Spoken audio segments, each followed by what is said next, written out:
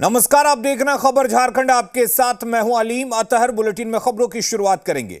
झारखंड सरकार के पदाधिकारी या कर्मचारी या बिना राज्य सरकार की मंजूरी के राज्य के बाहर की जांच एजेंसियों के सामने पेश नहीं होंगे। हेमंत सरकार की कैबिनेट ने जांच एजेंसियों के समन पर हाजिर होने से पहले सक्षम प्राधिकार को सूचित करना अनिवार्य कर दिया है। कैबिनेट ने इसके लिए एसओपी का पालन करना जरूरी बना दिया है। हेमंत कैबिनेट के इस फैसले के बाद झारखंड में सियासी बयानबाजी ने जोर पकड़ लिया है।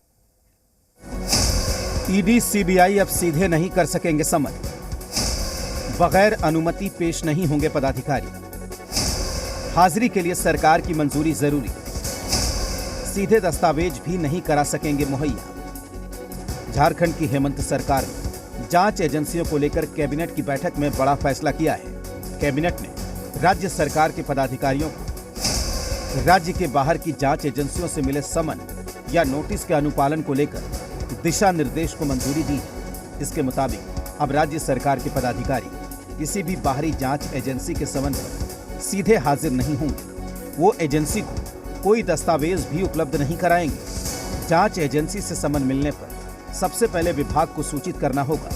विभाग के प्रमुख इसकी जानकारी मंत्रिमंडल सचिवालय और निगरानी विभाग को देंगे। फिर मंत्रिमंडल सचिवालय और निगरानी विभाग इस पर कानूनी सलाह लेंगे और फिर इस मामले में आगे की कार्यवाही तय होगी। मंत्रिमंडल सचिवालय एवं निगरानी विभाग से राज्य सरकार के पदाधिकारियों को राज्य के बाहर की जांच एजेंसियों से प्राप्त समन नोटिस के अनुपालन हेतु आवश्यक दिशा निर्देश निर्गत करने के संबंध में इसमें राज्य सरकार के पदाधिकारियों को राज्य के अलावा जो बाहर की कोई भी जांच एजेंसी से उन्हें समन या नोटिस प्राप्त होता है तो उसके अनुपालन के लिए जो एसओपी फॉलो होना है उसके लिए दिशा निर्देश निर्गत किया गया है। हेमंत कैबिनेट के इस फैसले पर विपक्ष ने सवाल खड़ा कर दिया है। बीजेपी के मुताबिक संविधान के तहत तमाम एजेंसियों के दायित्व और अधिकार सुनिश्चित किए गए हैं और कैबिनेट से प्रस्ताव पारित कर किसी के अधिकार को छीना नहीं जा सकता है। मुझे लगता है ये डर है और ये डर अच्छा भी है।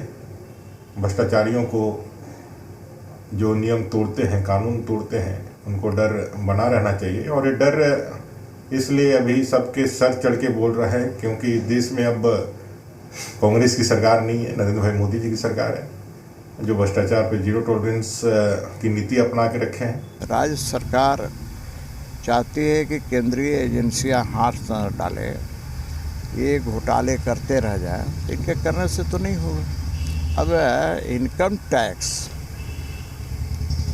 छापा मारेगी, कल कहेंगे कि साहब इसको पकड़ने नहीं देंगे, छापा नहीं मारने देंगे। कल ईडी कहेगी कुछ करना चाहेगी तो नहीं करने तो हो जाएगा क्या? भाई कानून का पालन देखिए सबको करना है। वहीं सत्ता पक्ष कैबिनेट के फैसले को दुरुस्त करार दे रही है। सत्ता पक्ष के मुताबिक कई बार राज्य के बाहर की जांच एजेंसी सरकार की जानकारी के बगैर पदाधिकारियों को सीधे नोटिस या समन भेजकर हाजिर होने का निर्देश दे रही है और कई मामलों में सरकारी दस्तावेज और अभिलेख की मांग की जाती है। इन सबसे संबंधित विभाग और दफ्तर में भ्रम की स्थिति उत्पन्न हो जाती है जिससे सरकारी कार्य बाधित होते हैं। अभी हमारी सरकार जो है 14 साल कंप्लीट किया और जिस तरह काम हमारी सरकार कर रही है तो उससे केंद्र सरकार घबरा करके और कैसे काम को डिस्टर्ब किया जाए, काम को शिथिल किया जाए, उसके ही चलते वो नहीं कर सके। मैंने काम मेरा सुचारू रूप से चले, इसी के तहत कैबिनेट में हम लोग ये लाए हैं कि आप किसी भी अफसर के यहाँ अगर जाते हैं तो पहले आप विभाग को सूचित करें। नहीं, जो जैसा करता है वो वैसी सोच रखता है। जिस तरह से उन्होंने अंकुश और गुलाम बनाने का काम शुरू किया है उसी प्रकार से वो सोचते हैं। सीधी बात यह है कि कोई भी अधिकारी कहीं भी जाने से पहले उसको सूचना देनी होती है और ये पहले से नियम है। पता नहीं यहाँ क्यों इसको एडॉप्ट नहीं किया हुआ था, तो ये फैसला लेना पड़ा है। ऐसा नहीं है कि इनके राज्यों में नहीं है जहाँ भाजपा शासित राज्य है। वैसे आपको बता दें कि केंद्रीय एजेंसी ईडी को पूरे देश में मनी लॉन्ड्रिंग के खिलाफ कार्रवाई करने का अधिकार है। इस अधिकार को सिर्फ संसद के जरिए कानून में संशोधन कर ही कम किया जा सकता है। जहां तक सीबीआई की बात है तो केंद्र सरकार के अप्रूवल के बाद ही कोई भी केस सीबीआई को ट्रांसफर होता है। इसके अलावा हाई कोर्ट और सुप्रीम कोर्ट को भी यह अधिकार है कि वो सीबीआई को जांच का आदेश दे। ब्यूरो रिपोर्ट, जी मीडिया।